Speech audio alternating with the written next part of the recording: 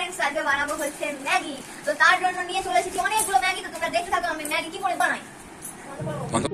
তো হ্যালো বন্ধুরা, দেখতেই পাচ্ছ আমি এখন ম্যাগিগুলোকে ছাড়িয়ে নেবো, মানে প্যাকেট থেকে বার করে নেবো আর ম্যাগির যা মানে এগুলোকে সাইড করে দেবো, ঠিক আছে, মশলাগুলোকে সাইড করে দেবো। এবার আমি সবকটা ম্যাগির এইগুলোকে বার করবো। তো হ্যালো বন্ধুরা, তো দেখতেই পাচ্ছি এখানে আমি সব ম্যাগিগুলোকে মানে দেখো এখানে সব ম্যাগিগুলোকে নিয়ে নিচ্ছি, এগুলোকে ফুটে দেবো আর এই মশলা প্যাকেট এগুলো সব আলাদা করবো। ফ্রেন্ডস এখানে আমি গ্যাস জ্বালিয়ে নিচ্ছি, এবার এটা বসিয়ে দিলাম। তো এবার এটা হতে থাকুক, তোমরা দেখতে থাকো।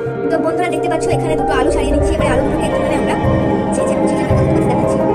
তো হ্যালো ফ্রেন্ডস, এবার আলুটা সবাই ছেঁচে নেবো। তো এই দুটো আলু আমরা ছেঁচে নেবো, চারটে ম্যাগি এবং ছেঁচে নেওয়ার পরে কি করছে তোমরা দেখো, তোমরা দেখো।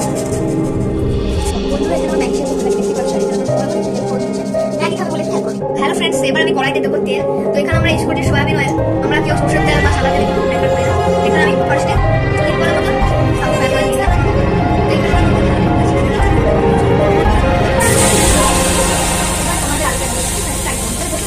আলু সেটা জন্য বেশি ফ্রাই করার কোনো প্রয়োজন নেই, ঠিক আছে।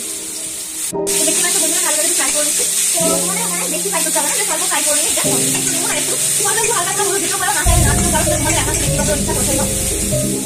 তো ফ্রেন্ডস দেখতে পাচ্ছেন আমি একটু অল্প করে হলুদ দিলাম আর একটু অল্প করে নুন একটু সামান্য নুন বেশি, এখানে তো মশলা দিয়ে থাকে একটু অল্প নুন দিচ্ছি। তো বন্ধুরা দেখতে পাচ্ছি আলুটা প্রায় ভাজা হয়ে গেছে, এবার আমি এই যে ম্যাগিটা দিয়ে দিচ্ছি, পুরো ম্যাগিটা দিয়ে দিচ্ছি। এটা একদমই ভালো রকম হয়ে যাবে, এখানে ম্যাগিটা।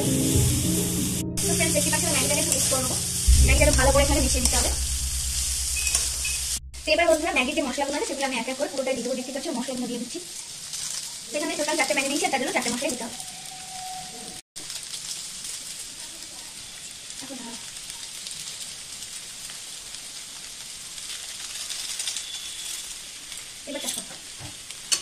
তো বন্ধুরা দেখতেই পাচ্ছ যেমন মশলা দেওয়া গেছে, এবার একটু ভালো করে ম্যাগির সাথে মিক্স করবো। আর সবসময় জানবে যে এখানে যেহেতু ইয়ে থাকেই, মানে ম্যাগিতে মশলাতে একটু নুন থাকে, তার জন্য বেশি নুন একদমই দেবে না। তো এটা হালকা করে মিক্স করে নিলে এটা রেডি হয়ে যাবে। তো বন্ধুরা এবার আমি ম্যাগিটাকে এই যে প্লেটেতে বেড়ে নিলাম, একটা আমার জন্য আর একটা আমার বোনের জন্য। তো ফ্রেন্ডস এবার আমার বোন একটা ট্রাই করে দেখছে ম্যাগিটা, বলো কেমন হয়েছে? কতটা ভালো হয়েছে? এবার আমিও খেয়ে নিই। এবার আমি ম্যাগিটাকে ট্রাই করে নিচ্ছি।